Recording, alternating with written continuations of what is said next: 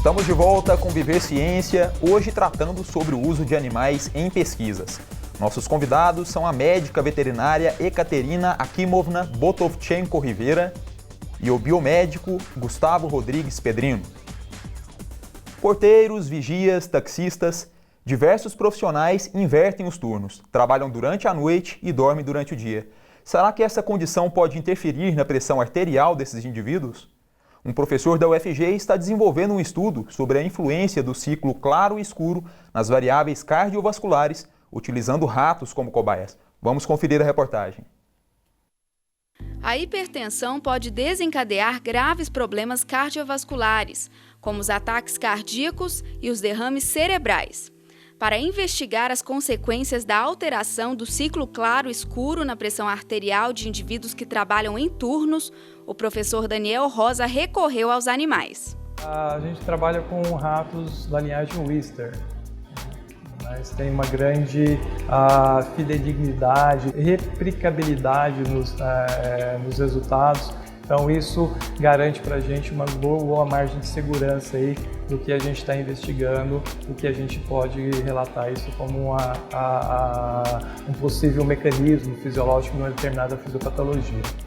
O estudo com animais possibilita um controle efetivo das variáveis, como a exposição à luz, algo que seria praticamente impossível com cobaias humanas.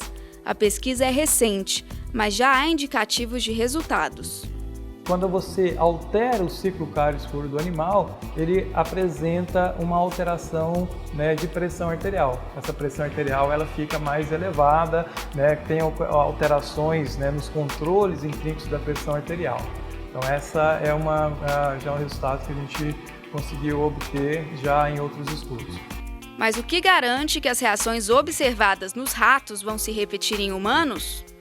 Segundo o professor Daniel, não há garantias, mas o estudo é importante, uma vez que, em se tratando de ciência, o conhecimento cumulativo tem grande valor.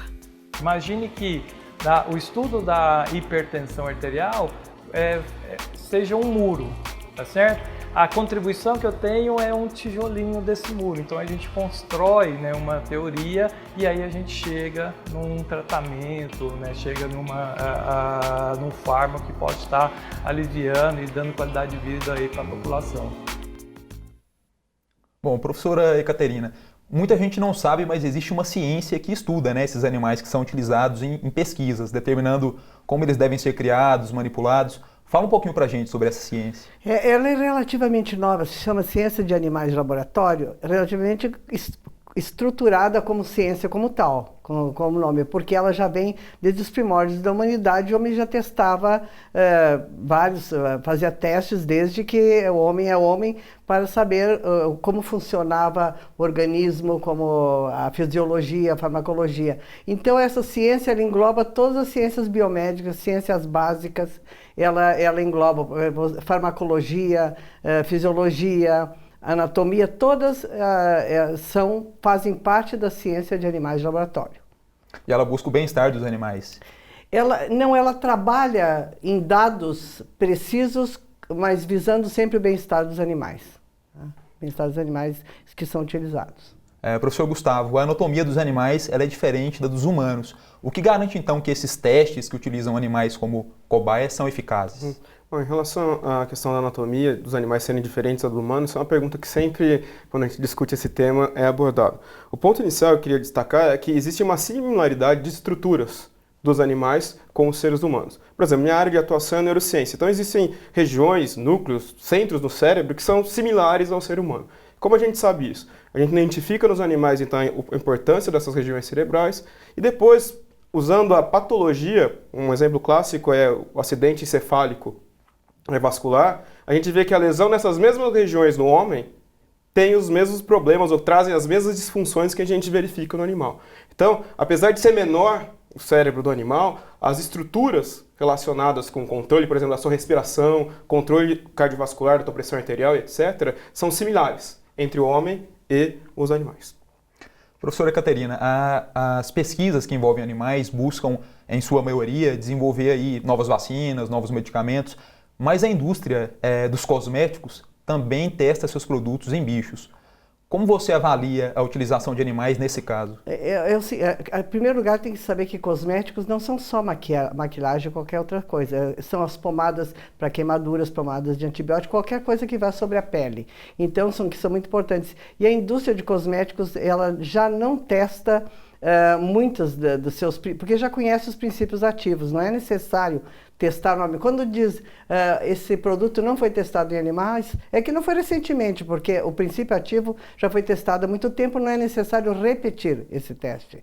Mas agora, quando há alguma molécula nova que vai trazer algum bem, por exemplo, para queimaduras, pomadas para queimaduras, aí sim são necessários testes ainda. Mas a maioria dos produtos, shampoos, essas coisas, já não se necessita retestar em animais.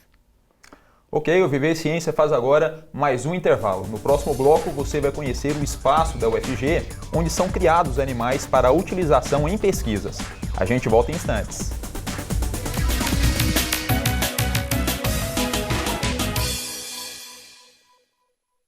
Para explicar o que é hipótese, primeiro eu preciso explicar o que é uma pergunta. Quando a gente desenvolve um projeto científico, a ideia é sempre responder algum questionamento. E esse questionamento, ele vai ser o ponto central desse projeto. A hipótese é esse questionamento respondido de uma maneira positiva, ou seja, você tem uma pergunta, transforma essa pergunta numa afirmação e essa resposta positiva à pergunta é a sua hipótese científica. Você realiza o seu experimento ou o seu estudo para comprovar ou não essa hipótese levantada.